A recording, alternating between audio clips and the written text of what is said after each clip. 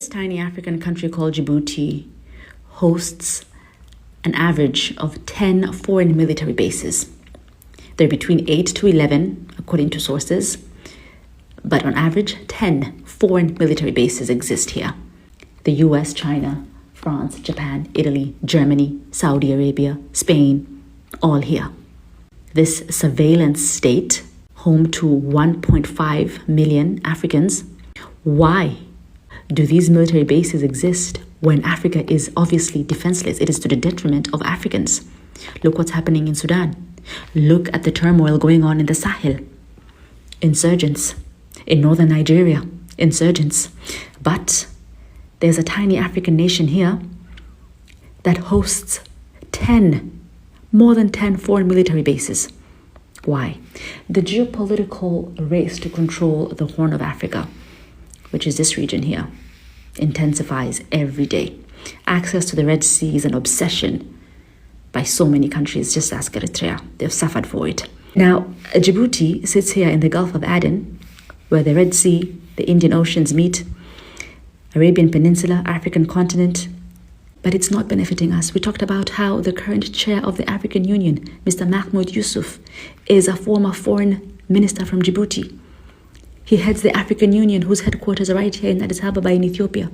Why do we have Djibouti and we have what's happening in Sudan happen in Sudan? We have what's happening in Somalia happen in Somalia, the US airstriking Somalia every other day. Modern day slavery happening in Libya, when we have a defense system in Djibouti. Together with Djibouti being a surveillance state for the benefit of everybody else except Africans, we also have the control of ports, African ports, that's become an obsession. The port of Djibouti, very strategic, was subject of a very intense legal battle between a Chinese management company and a UAE-based management company called DP World. These are freight management companies. They want to manage African ports. The Chinese management company won that battle against DP World, but DP World is currently managing many other African ports, including Lamu, which is not on the map, it's in Kenya, Port of Lamu, Port of Dar es Salaam in Tanzania. Also, they're in Maputo, here in Mozambique.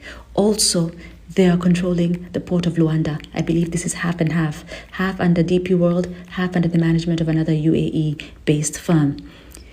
Another port that's going to come up here on this tiny coast, Atlantic coast of the DRC, Banana Port, is also going to come under the management of DP World.